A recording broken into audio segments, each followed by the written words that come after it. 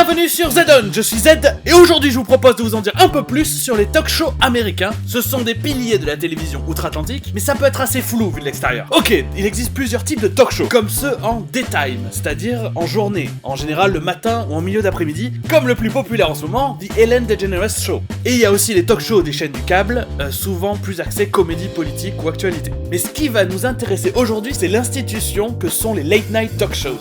Late night, littéralement, ça veut dire tard le soir. C'est la plage de programmation de la télé américaine qui vient juste après le prime time. Ça, c'est le moment super prisé de la télé américaine où passent toutes les séries et émissions de compétition télé-réalité. Donc ça veut dire qu'une émission comme The Tonight Show starring Jimmy Fallon, super populaire avec les familles, ne passe qu'à 23h35, et c'est même suivi d'un autre talk show à minuit 35.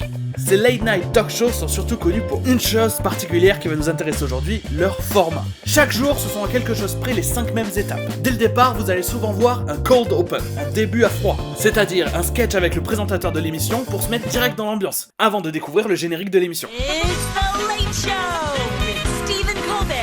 Puis on annonce l'arrivée du présentateur, pour le moment le plus fameux des late night talk shows, le monologue. Seul face au public, le présentateur enchaîne les one-liners, c'est-à-dire des blagues d'une phrase, souvent un sujet d'actualité suivi d'une chute. And it's true, last Friday, Amazon, CNN, and Twitter were all down all over the United States.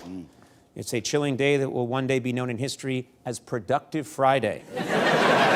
On passe ensuite à la troisième étape, ce qu'on appelle a skit ou a beat, c'est-à-dire un sketch. La plupart du temps, ça va être un sketch récurrent porté juste par le présentateur. From this day forward, both sides of the pillow shall be the cool one. Get all of the world scientists on this. I don't care. Get it done. Ou encore un sketch avec un des invités.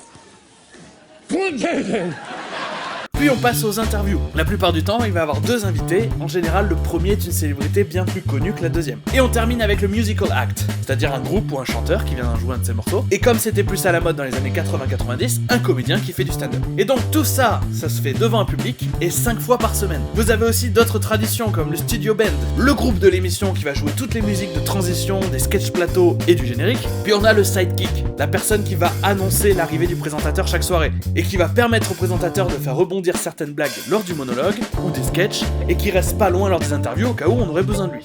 Reggie, do you have a question for one of our guests this evening? Do you have a question? In 1806, God. did you think that people might have been a little bit different than the way they are today? They had no concept of Velcro in 1806. Tout ce format et ces traditions sont les mêmes depuis les années 50. Cette version du format Late Night a commencé avec le tout premier The Tonight Show starring Steve Allen en 1954. Mais le format n'est pas devenu la légende qu'elle est aujourd'hui avant l'arrivée de Johnny Carson. En France, on pourrait pas moins le connaître, mais aux États-Unis, c'est une légende télévisuelle. Il a présenté le Tonight Show de 1962 à 1992. Donc Johnny Carson, c'est le visage qui a envoyé tous les enfants de plusieurs générations se coucher le soir et qui faisait parler les enfants à l'école et les parents au travail le lendemain matin. How many made New Year's resolutions? How many have broken one already? How many of you are planning to break the rest during the monologue? Monologue, sketch, interview, il les a perfectionnés et a fixé la barre pour tous ceux qui sont passés après, et tous les présentateurs de maintenant le citent comme leur inspiration. C'est par exemple grâce à son passage dans cette émission que David Letterman s'est fait connaître et est devenu à son tour présentateur d'un talk show quand CBS a créé le Late Show. C'est par exemple de cette émission que vient la fameuse phrase de The Shining. Here's Johnny.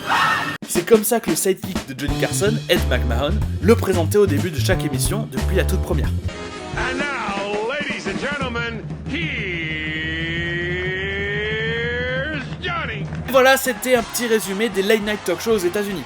Personnellement, je suis fasciné par le fonctionnement de la télé américaine. Et les talk shows, c'est un passage obligatoire. This year, I've decided I'm going as the scariest creature in the world, my ex-wife.